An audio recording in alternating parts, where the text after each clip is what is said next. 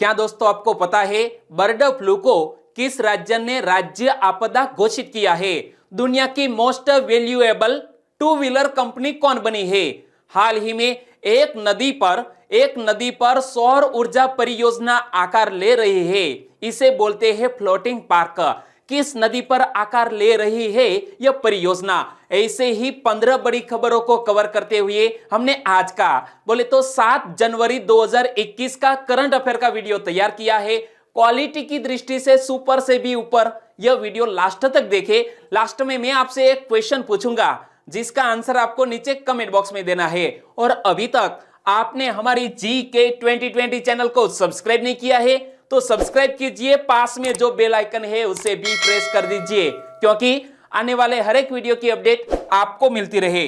चलिए बिना वक्त गवाए हम स्टार्ट करते हैं पहले क्वेश्चन से। Western dedicated freight corridor short में बोले तो WDFC के 306 किलोमीटर लंबे न्यू रेवाड़ी न्यू मदार खंड को राष्ट्र को समर्पित किसने किया है? वेस्टर्न डेडिकेटेड फ्रेट कॉरिडोर के यह 306 किलोमीटर लंबे न्यू रेवाड़ी न्यू मदार खंड को राष्ट्र को समर्पित करने जा रहे हैं हमारे देश के प्रधानमंत्री नरेंद्र भाई मोदी आज सुबह 11 बजे। यानी कि इस क्वेश्चन का सही आंसर है नरेंद्र भाई मोदी। प्रधानमंत्री श्री नरेंद्र भाई मोदी 7 जनवरी को यानी कि आज सुबह 11 बजे वीडियो कॉन्फ्रेंसिंग के जरिए वेस्टर्न डेडिकेटेड फ्रेट कॉरिडोर के 306 किलोमीटर लंबे न्यू रेवाड़ी न्यू मदार खंड को राष्ट्र को समर्पित करेंगे। यदि आप दोपहर बाद यह वीडियो देख रहे हैं तो यह राष्ट्र को समर्पित कर दिया है। और इनसे जुड़े हुए और भी क्वेश्चन बन सकते हैं। दुनिया की पहली double stack long haul container train को हरी झंडी दिखाकर रवाना किसने किया? तो यहां आप देख सकते हैं दोस्तों, यह है दुनिया की पहली double stack long haul container train और इसको हरी झंडी दिखाकर रवाना किया है हमारे प्रधानमंत्री श्री नरेंद्र भाई मोदी ने। और दुनिया की पहली double stack long haul container train की लंबाई कितनी है? 1.5 किलोमीटर है यह ट्रेन की लंबाई। और यह ट्रेन न्यू अटेली से न्यू किशनगढ़ के लिए इलेक्ट्रिक ट्रैक्शन के द्वारा चलाई जाएगी, यानी कि इलेक्ट्रिक तार के जरिए इसको चलाया जाएगा। और वेस्टर्न डेडिकेटेड फ्रेट कॉरिडोर की बात करें तो यह न्यू रेवाड़ी न्यू मदार खंड के बीच हाल ही में कितनी लंबाई है? 306 किलोमीटर। न्यू रेवाड़ी न्यू मदार खंड हरियाणा और राजस्थान में स्थित है। और हरियाणा में बात करें तो महेंद्रगढ़ और रेवाड़ी जिलों में लगभग 79 किलोमीटर है। जयपुर, अजमेर, सीकर, नागौर और अलवर जिलों में लगभग 227 किलोमीटर है। यह नया जो हम कॉरिडोर बनाने जा रहे हैं उसकी यह लंबाई। और इससे पहले प्रधानमंत्री द्वारा 29 दिसंबर 2020 को ईस्टर्न डेडिकेटेड फ्रेट कॉरिडोर के 351 किलोमीटर लंबे न्यू भाऊपुर न्यू खुर्जा खंड को देश को समर्पित किया गया था। पिछले सप्ताह ही वीडियो कॉन्फ्रेंसिंग के जरिए हमारे प्रधानमंत्री ने यह उद्घाटन किया था। तो दोस्तों इसी तरह हर क्वेश्चन से जुड़े इंपॉर्टेंट फैक्ट, इंपॉर्टेंट क्वेश्चन मैं आपके सामने रखता हूं। हमारा यह तरीका आपको अच्छा लगता है, लाइक करना मत भूलिएगा। दूसरा क्वेश्चन है आपकी स्क्रीन पर। दक्षिण प्रशांत और हिंद महासागर में उठने वाले उष्णकटिबंधीय चक्रवात को क्या कहा जाता है? हिंद महासागर में या तो दक्षिण प्रशांत सागर में उठने वाले उष्णकटिबंधीय चक्रवात को कहा जाता है दोस्तों चक्रवात ही। यानी कि इस क्वेश्चन का सही आंसर है ऑप्शन सी चक्रवात। और जब चक्रवात की बात आती है तो यह क्वेश्चन करंट अफेयर में क्यों आया? क्योंकि 2020 में इस जगह पर दक्षिण प्रशांत और हिंद महासागर में 5 ऐसे चक्रवात उठे थे। तो देखो 2020 में उत्तर हिंद महासागर में 5 चक्रवात बने थे। वे सुपर साइक्लोनिक स्टॉर्म जिसका नाम था Amphan, cyclonic storm Burevi, Nisarga, Nivar और गति थे। यह 5 चक्रवात कहां पर? उत्तरी हिंद महासागर में। और इन चक्रवातों में से निसर्ग और गति अरब सागर के ऊपर और शेष जो 3 बचे वो बंगाल की खाड़ी में बने थे। और इसीलिए यह हाल ही में एनालिसिस सामने आया। और हमारे भारतीय मौसम विज्ञान विभाग ने हाल ही में 2020 के दौरान भारत की जलवायु पर अपना वक्तव्य जारी किया है। और हमारे IMD के अनुसार 1901 के बाद से वर्ष 2020 8वां सबसे अधिक गर्म वर्ष भी था, यह 2020 का। ओके, और आपके दिमाग में यदि क्वेश्चन है कि सर जी हरिकेन, टाइफून और चक्रवात में क्या अंतर होता है, तो वो डाउट भी मैं आपको क्लियर कर दूं। वे सभी एक ही चीज है, यानी कि उष्णकटिबंधीय चक्रवात है, लेकिन इन्हें अलग अलग स्थानों में अलग अलग नामों से जाना जाता है। तो सबसे पहले हम बात करते हैं हरिकेन की। जब चक्रवात उत्तरी अटलांटिक महासागर और पूर्वोत्तर प्रशांत महासागर में उत्पन्न होते हैं तो उन्हें हरिकेन के नाम से जाना जाता है। क्लियर। दूसरा शब्द आता है टाइफून। जब चक्रवात उत्तर पश्चिमी प्रशांत महासागर में उत्पन्न होते हैं तो उन्हें टाइफून के रूप में जाना जाता है। और तीसरा शब्द है चक्रवात। तो जो मैंने क्वेश्चन सेट किया था वो यहीं से मैंने क्वेश्चन बनाया था। जब चक्रवात दक्षिण प्रशांत और हिंद महासागर में उत्पन्न होते हैं तो उन्हें चक्रवात के रूप में ही जाना जाता है। और जब चक्रवात की बात आती है तो इनसे जुड़े हुए यह दो शब्दों आपको समझ लेने चाहिए। एक शब्द है आंख, यानी कि आई। यह तूफान के केंद्र में एक शांत क्षेत्र होता है और इसे तूफान की आंख कहा जाता है। और दूसरा शब्द है आंख की परिधि, यानी कि आई वॉल। यह तूफान की आंख के चारों ओर होता है जहां पर बहुत तेज हवाएं चलती है, जहां पर बहुत तेज हवाएं चलती है और यहां पर तेज हवाओं के साथ मूसलाधार वर्षा भी होती है। क्लियर। तीसरा क्वेश्चन, हाल ही में टॉयकाथॉन 2021 का शुभारंभ किसने किया है? टॉयकाथॉन 2021 का शुभारंभ किया है रमेश पोखरियाल निशंक जी ने और इसी के साथ स्मृति ईरानी जी ने। यानी कि इस क्वेश्चन का सही आंसर है ए और बी, दोनों ने संयुक्त रूप से टॉयकाथॉन 2021 का शुभारंभ किया। यानी कि इस क्वेश्चन का सही आंसर है ए और बी दोनों। लेकिन यह दोनों मंत्रालय के मंत्री है। तो देखो, रमेश पोखरियाल निशंक किस मंत्रालय के मंत्री है? तो हमें याद रखना है हमारे केंद्रीय शिक्षा मंत्री है रमेश पोखरियाल निशंक। और स्मृति ईरानी किस मंत्रालय की मंत्री है? तो हमारी केंद्रीय महिला एवं बाल विकास तथा वस्त्र मंत्री है। और दोनों ने संयुक्त रूप से टॉयकाथॉन 2021 और टॉयकाथॉन पोर्टल का भी शुभारंभ किया है। इमेज में देख सकते हैं रमेश पोखरियाल निशंक और स्मृति ईरानी जी को। और टॉयकाथॉन का लक्ष्य क्या है? भारत के 1 अरब अमेरिकी डॉलर कीमत वाले खिलौने का बाजार का दोहन करना। यानी कि हम प्रति वर्ष 1 अरब अमेरिकी डॉलर के खिलौने विदेश से आयात करते हैं और देश भर में 33 करोड़ छात्रों को नवीन कौशल से जोड़ना है यह टॉयकाथॉन का मकसद। और टॉयकाथॉन 2021 के विजेताओं को कितने रुपए तक के पुरस्कार प्रदान किए जाएंगे? तो 50 लाख रुपए तक के पुरस्कार इस इवेंट के तहत प्रदान किए जाएंगे। और टॉयकाथॉन पोर्टल का लोकार्पण किसने किया है? तो याद रखो, हमारे केंद्रीय शिक्षा मंत्री रमेश पोखरियाल निशंक और केंद्रीय महिला एवं बाल विकास तथा वस्त्र मंत्री स्मृति ईरानी ने संयुक्त रूप से यह टॉयकाथॉन पोर्टल का लोकार्पण किया है, यदि क्वेश्चन पूछ लिया जाए तो। और वर्तमान समय में कितने प्रतिशत खिलौने भारत में आयात किए जाते हैं? यह चौंकाने वाला प्रतिशत है दोस्तों। 80% खिलौने विदेश से हमारे भारत देश में आयात किए जाते हैं। और किस मंत्रालय ने मिलकर टॉयकाथॉन 2021 को लॉन्च किया है? तो इसमें बहुत से मंत्रालय शामिल है। इसमें शिक्षा मंत्रालय, महिला एवं बाल विकास मंत्रालय, वस्त्र मंत्रालय, वाणिज्य एवं उद्योग मंत्रालय, सूक्ष्म लघु एवं मध्यम उद्यम मंत्रालय, सूचना एवं प्रसारण मंत्रालय और इसके साथ अखिल भारतीय तकनीकी शिक्षा परिषद इसमें शामिल है टॉयकाथॉन 2021 में।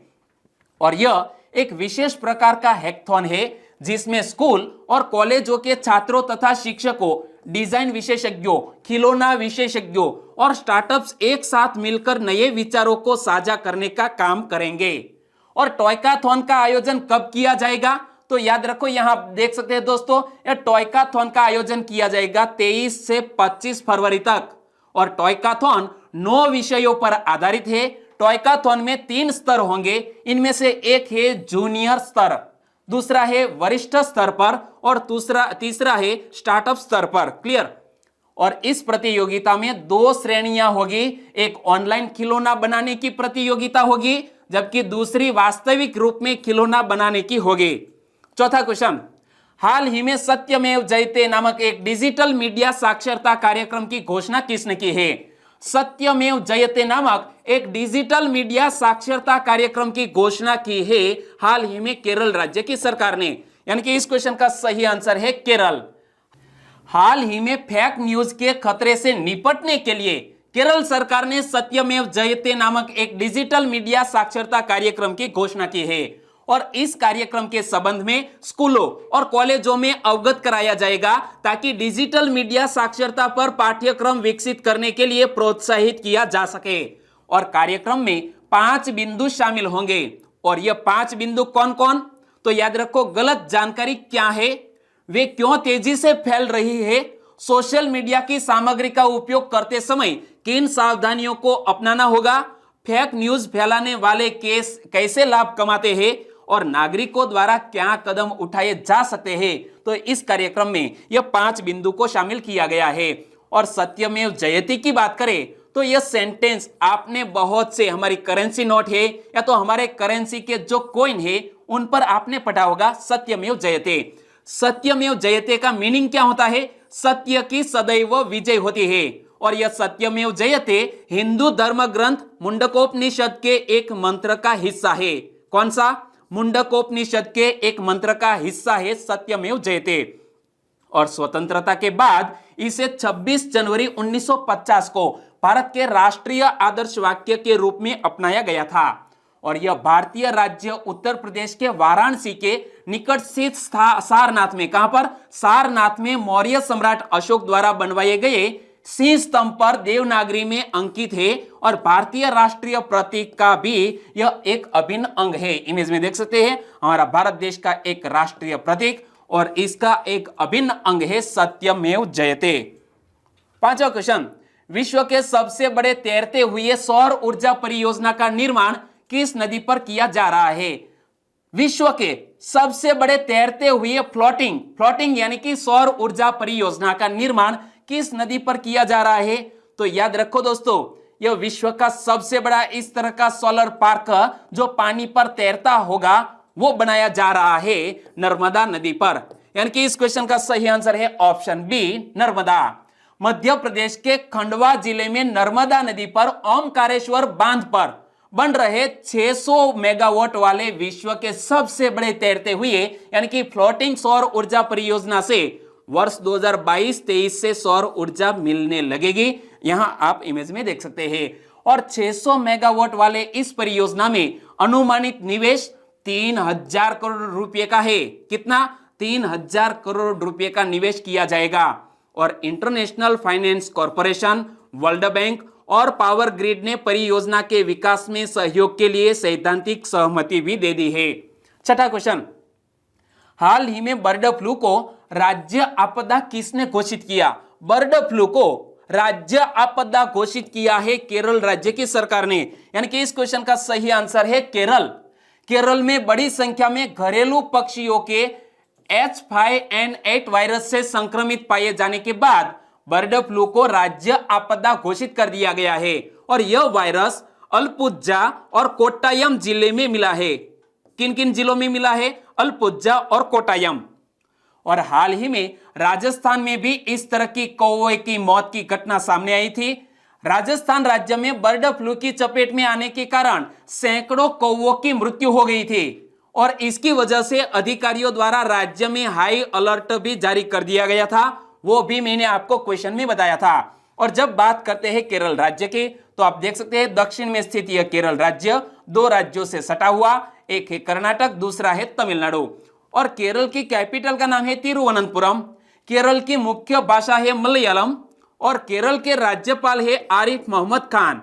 केरल के मुख्यमंत्री कौन है? पिनराई विजयन। 7वां क्वेश्चन, स्कूल बैग नीति 2020 अनुसार निम्न में से किस कक्षा तक के छात्रों का स्कूल बैग उनके शरीर के वजन के 10% से अधिक नहीं होना चाहिए? हाल ही में हमारी NCERT ने स्कूल बैग नीति 2020 में एक परिपत्र जारी किया। उसमें बताया गया है कि कक्षा 1 से लेकर कक्षा 10 तक के छात्रों का जो शरीर का वजन है वो स्कूल बैग के वजन से दोस्तों 10% से अधिक नहीं होना चाहिए। यानी कि इस क्वेश्चन का सही आंसर है कक्षा 1 से लेकर कक्षा 10 तक। शिक्षा निदेशालय ने राष्ट्रीय शैक्षिक अनुसंधान एवं प्रशिक्षण परिषद यानी कि national council for education and research technology द्वारा जारी की गई स्कूल बैग नीति 2020 स्कूल बैग पॉलिसी 2020 का पालन करने के लिए सभी स्कूलों को एक परिपत्र जारी किया गया है। और दोस्तों जिस तरह स्कूल बैग नीति है ऐसे ही हमारे होमवर्क की भी नीति है। क्या कि कक्षा 2 तक के छात्रों को कोई भी होमवर्क नहीं दिया जाना चाहिए, जबकि कक्षा 3 से लेकर कक्षा 5 तक के छात्रों को प्रति सप्ताह अधिकतम 2 घंटे का होमवर्क देना चाहिए। कक्षा 6 से लेकर कक्षा 8 तक के छात्रों को प्रतिदिन अधिकतम 1 घंटे और कक्षा 9 से या उससे अधिक के छात्रों को प्रतिदिन अधिकतम 2 घंटे का ही होमवर्क देना चाहिए। तो यह है होमवर्क पॉलिसी। क्लियर। 8वां क्वेश्चन, हाल ही में ऑक्सफोर्ड विश्वविद्यालय एस्ट्रोजेनेका द्वारा तैयार किए गए कोरोना टीके आपातकालीन उपयोग को मंजूरी किसने दी है? ऑक्सफोर्ड विश्वविद्यालय एस्ट्रोजेनेका द्वारा तैयार किए गए कोविड-19 के टीके को हाल ही में इमरजेंसी में इस्तेमाल करने की मंजूरी दे दी है बांग्लादेश ने। बांग्लादेश की कंपनी बिक्सिको फार्मास्यूटिकल्स लिमिटेड ने 13 दिसंबर को 3 करोड़ टीके आयात करने के लिए सीरम इंस्टीट्यूट ऑफ इंडिया के साथ एक समझौते पर हस्ताक्षर भी किए हैं। और हमारा serum institute of India AstraZeneca जो कोविड-19 वैक्सीन है वो बांग्लादेश को प्रोवाइड करेगा। और बांग्लादेश के विदेश मंत्री अब्दुल मोमेन ने कहा है कि भारत में तैयार टीके समय पर बांग्लादेश पहुंच जाएंगे। और जब बात करें बांग्लादेश की तो बांग्लादेश की कैपिटल का नाम है ढाका और बांग्लादेश की करेंसी का नाम है टका। और बांग्लादेश के वर्तमान राष्ट्रपति कौन है? अब्दुल हामिद। और बांग्लादेश की वर्तमान प्रधानमंत्री है शेख हसीना। और दोस्तों जब यहां बात आती है अब्दुल की तो इनसे जुड़ा हुआ जो कंफ्यूजन पॉइंट है वो मैं आपको क्लियर कर दूं। यदि अब्दुल हामिद बोले तो बांग्लादेश के राष्ट्रपति, लेकिन यदि बोले आरिफ अलवी तो वो पाकिस्तान देश के राष्ट्रपति, और आरिफ मोहम्मद खान बोले तो वो है केरल के राज्यपाल।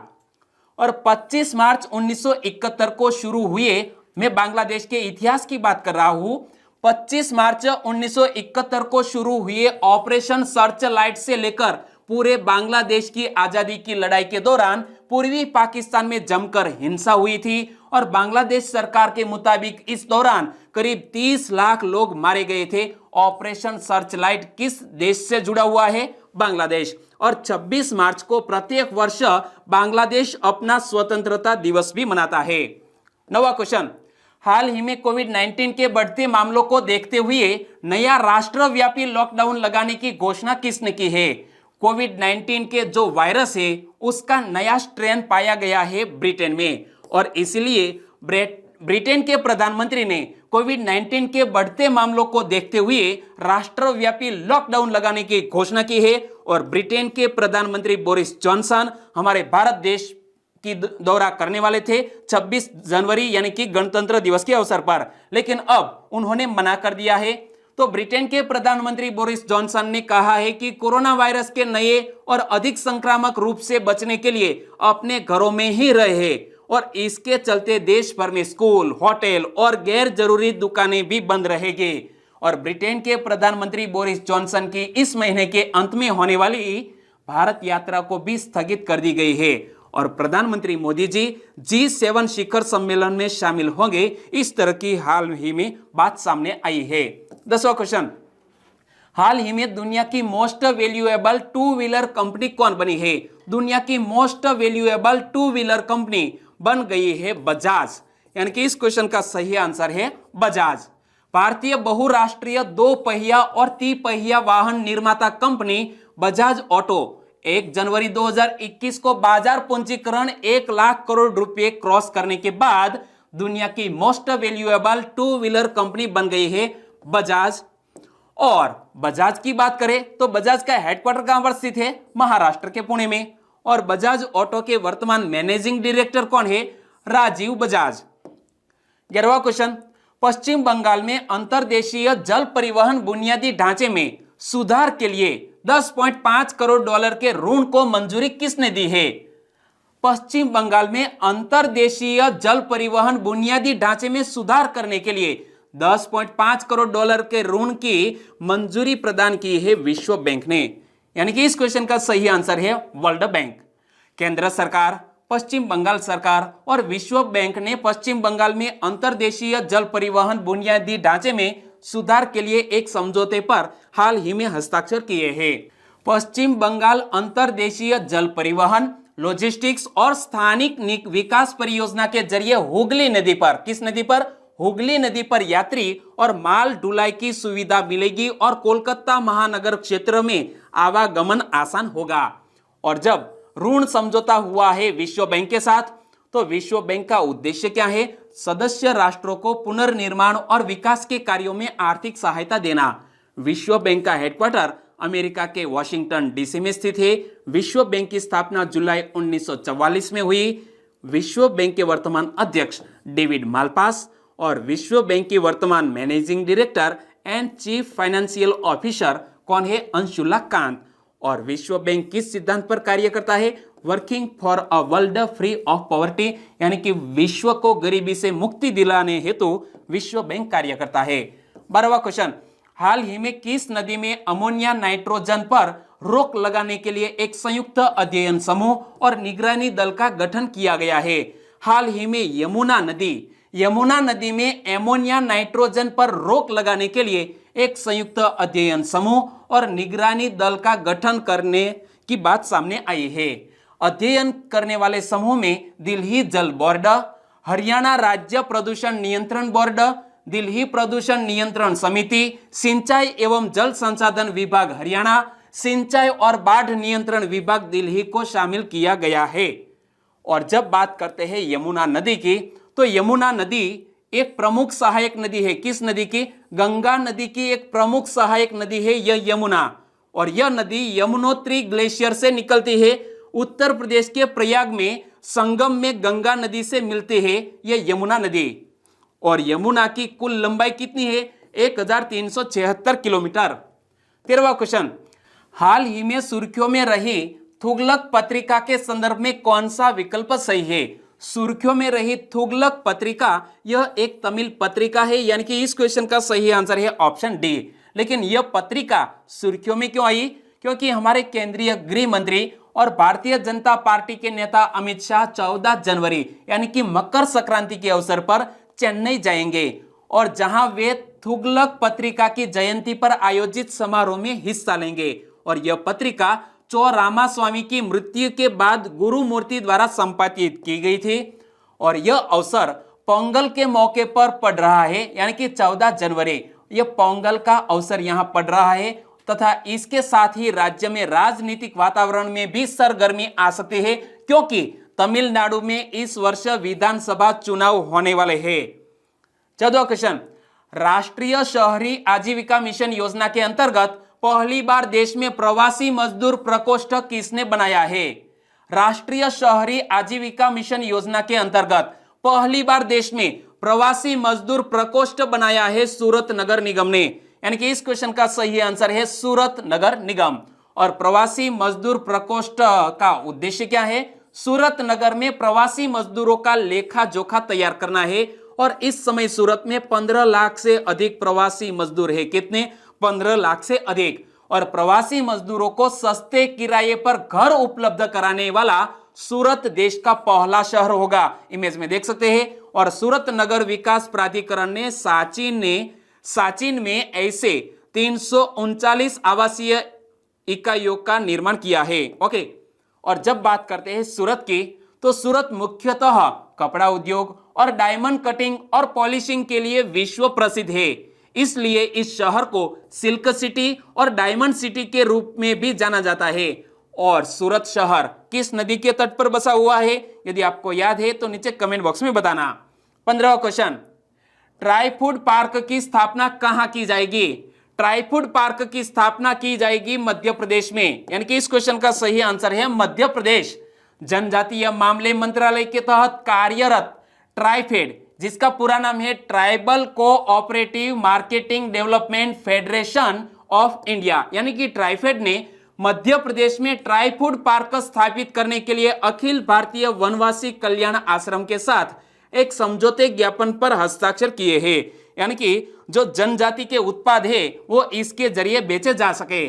और इस समझौते के अनुसार ट्राइफेड और अखिल भारतीय वनवासी कल्याण आश्रम मिलकर वन धन योजना को लागू करेंगे। कौन सी?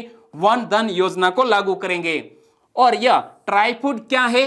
ट्राइफूड जनजातीय मामले मंत्रालय, खाद्य प्रसंस्करण उद्योग मंत्रालय और ट्राइफेड की एक संयुक्त पहल है और इसे अगस्त 2020 में वन धन योजना के तहत लॉन्च किया गया था। और जब बात करते हैं मध्य प्रदेश की, तो मध्य प्रदेश से जुड़ा हुआ यूनिक वीडियो हमारे चैनल पर अवेलेबल है, आपकी जरूरत के लिहाज से देख सकते हैं। लेकिन कुछ नए क्वेश्चन की भी हम चर्चा कर ले। मध्य प्रदेश में नर्मदा नदी की लंबाई कितनी है? 1077 किलोमीटर नर्मदा नदी की लंबाई है मध्य प्रदेश में। और कर्क रेखा मध्य प्रदेश के कितने जिलों में से गुजरती है? तो याद रखो, मध्य प्रदेश में 14 जिलों से यह कर्क रेखा गुजरती है। और ये 14 जिले कौन कौन से? उज्जैन, रतलाम, आगर, राजगढ़, सीहोर, भोपाल, विदिशा, रायसेन, सागर, दमोह, जबलपुर, कटनी, उमरिया, शाहडोल है। और पहले शाहपुर जिले से कर्क रेखा गुजरती थी, लेकिन अब शाहजपुर जिले से आगरा जिला अलग हो गया है। क्लियर? और अब बात करते हैं लास्ट वीडियो के क्वेश्चन के। लास्ट वीडियो में मैंने आपसे क्वेश्चन पूछा था, हाल ही में मौत की सजा को समाप्त करने का निर्णय किसने लिया है? मौत की सजा को समाप्त करने का निर्णय कजाकिस्तान ने लिया है। यानी कि इस क्वेश्चन का सही आंसर था कजाकिस्तान। और इस क्वेश्चन का सही आंसर देने वाले हमारे बहुत से सब्सक्राइबर फ्रेंड हैं, उनमें से कुछ सब्सक्राइबर फ्रेंड के मैं नाम लेना चाहूंगा। वो है डिंपल मकवाणा, मकवाणा राजेश देवाभाई, रसिक जी परमार, मनीषा यादव, रायोर मणिलाल, अजमल पांडोर, SM राठौड़, प्रिया पटेल। इन सभी दोस्तों ने इस क्वेश्चन का सही आंसर दिया। सोलंकी परेश कुमार, काजी यूनुस फ्रॉम गुजरात राजकोट पड़दरी से, राधिका डोडिया, KS विजय भाई चौहान, राजकुमार गौंड फ्रॉम उत्तर प्रदेश से, चुडासमा हर्षा, रविंद्र R नीनामा। इन सभी दोस्तों का आंसर भी बिल्कुल सही कजाकिस्तान। और बिट्टू महाला बेबी स्टेटस वीडियो नामक कोई सब्सक्राइबर फ्रेंड है, उन्होंने भी इस क्वेश्चन का सही आंसर लिखा। कृष्णकांत श्रीमाली, परमार बालकृष्णा, बबलू शर्मा, सागर चावड़ा, विश्व मेवाड़ा, मुकेश राठवा और मकवाणा जयसुख ए। सभी दोस्तों को सही आंसर देने के लिए बहुत बहुत धन्यवाद। और आज के वीडियो का क्वेश्चन ए रहा स्क्रीन पर। चक्रवाती तूफान यासा ने निम्न में से किस देश में भारी तबाही मचाई? दोस्तों, तूफान से जुड़ा हुआ क्वेश्चन वर्ल्ड जियोग्राफी की दृष्टि से क्लास 1-2 की एग्जामिनेशन में पूछ लिया जाता है और इसीलिए मैं आपके सामने यह क्वेश्चन पूछ रहा हूं। चक्रवाती तूफान यासा ने निम्न में से किस देश में भारी तबाही मचाई थी? 4 कंट्री के नाम आपकी स्क्रीन पर, सही ऑप्शन चुनिए और आंसर दीजिए नीचे कमेंट बॉक्स में। और वीडियो दोस्तों कैसा लगता है? अच्छा लगता है, हेल्पफुल लगता है तो आपके दोस्तों को फेसबुक, व्हाट्सएप या टेलीग्राम के जरिए इस वीडियो की लिंक शेयर करना मत भूलिएगा। बस छोटी सी उम्मीद के साथ आज का वीडियो खत्म करते हैं, फिर मिलेंगे नए करंट अफेयर वीडियो के साथ। तब तक के लिए टेक केयर एंड जय हिंद।